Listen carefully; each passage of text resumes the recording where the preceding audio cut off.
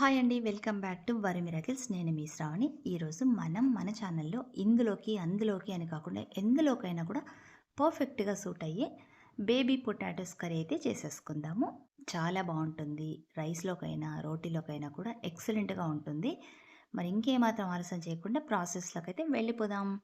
ముందుగా నేను baby potatoes curry కోసం అయితే అరకిలో పొటాటోస్‌నైతే తీసుకున్న. ఇవన్నీ చిన్నగా అయితే లేవు, మీడియంగా ఉన్నాయి. ఇప్పుడు వీటినైతే శుభ్రంగా అయితే నేను వాష్ చేసేసుకున్నాను.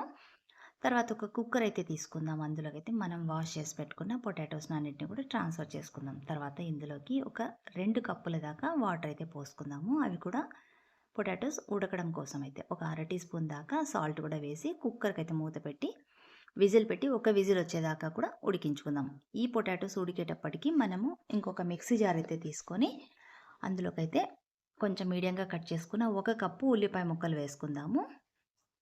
మరి చిన్నగా కట్ చేయాల్సిన అవసరం అయితే లేదు. అలాగే ఒక కప్పు టొమాటో ముక్కలు కూడా వేసుకుందాం. దాంతోపాటు 3, 4 పచ్చిమిరపకాయలు తుంచి వేసుకోండి. అలాగే ఒక 10 జీడిపప్పులు వేసుకుంటూ అర టీ స్పూన్ దాకా సాల్ట్ కూడా వేసుకొని మెత్తగా పేస్ట్ చేసుకొని అయితే దీన్ని పక్కన పెట్టేసుకుందాం. ఎంత మెత్తగా చేసుకుంటే కర్రీ అంత బాగుంటుందన్నమాట. ఇప్పుడు కుక్కర్ తీసి చూద్దాము. చల్లారిపోయింది. పొటాటోస్ అయితే ఉడికినాయో లేదో ఒకసారి చెక్ చేసుకుందాం. ఫోర్క్‌తో ఇలా గుచ్చినట్టయితే మనకైతే తెలిసిపోతుంది. ఉడికినాయో లేదో ఫోర్క్ చూడండి, బాగా గుచ్చుకుపోయిందిగా లోపల దాకా, బాగా ఉడికినాయని అర్థం అనమాట. ఇప్పుడు వీటిని పూర్తిగా చల్లారబెట్టేసుకుందాము. ఇవి చల్లారిపోయిన తర్వాత మనము వీటికున్న పైన తొక్కనైతే మనము తీసేసుకుందాం అంతా కూడా. చాలామంది చేసేవాళ్ళు తొక్కతో కూడా చేస్తారు, కానీ నేనైతే అలా చేయట్లేదు. తొక్కని తీసేసుకుంటున్నా. ఈ తొక్కని తీసేసుకున్న పొటాటోస్‌ని అన్నిటిని ఒక ప్లేట్‌లో అయితే వేసుకొని, ఇప్పుడు ఇందులోకైతే ఒక చిటికెడంతా ఉప్పు, చిటికెడంతా కారము వేసుకొని ఒకసారి అన్నీ కూడా ఇలా కలిపేద్దామనమాట చేత్తో, నేను వీడియోలో చూపిస్తున్నట్టు. దానివల్ల ఈ దుంపలనేవి చప్పగా లేకుండా కొంచెం ఉప్పు కారంగా అయితే ఉంటాయన్నమాట. అందుకోసమే ఇలా జస్ట్ కలుపుతున్నాను. మీకు ఇష్టమైతే ఇలా కలుపుకోండి, లేదంటే డైరెక్ట్‌గా ప్లెయిన్‌గా కూడా వేసేసుకోవచ్చనమాట.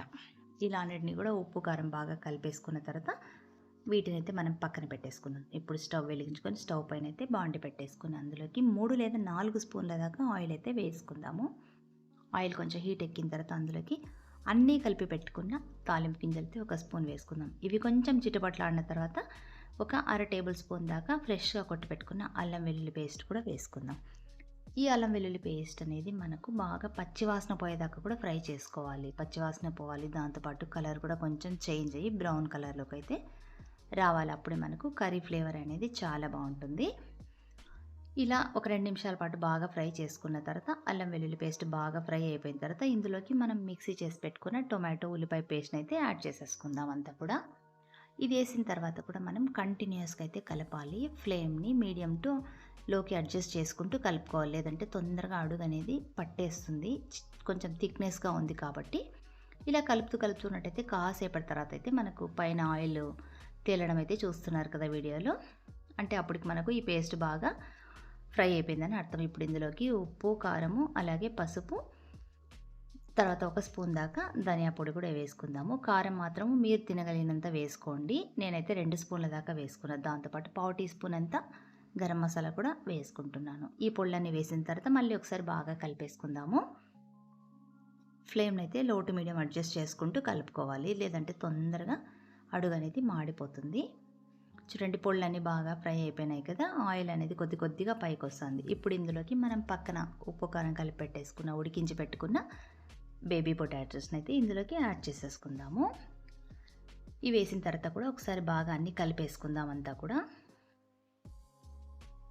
జస్ట్ ఒక విజిల్‌తోనే ఉడికించాం కాబట్టి ఇవి ఇంకొక 5 నిమిషాల పాటు ఉడకాల్సింది కాబట్టి ఇందులోకైతే మనము 1 లేదా 1.5 కప్పు దాకా వాటర్ యాడ్ చేసేసుకుందాము. ఇప్పుడు మసాలాతో పాటు పొటాటోస్ కూడా ఉడికితేనే కర్రీ అనేది బాగుంటుంది.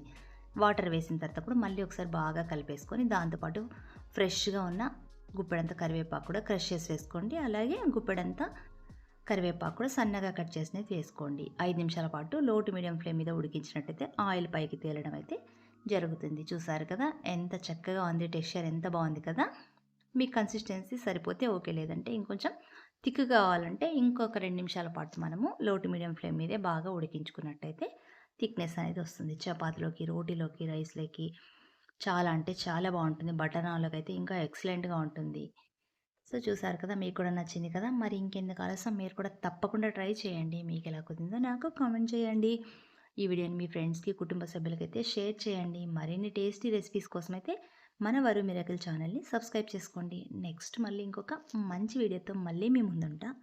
Until then bye. Thanks for watching.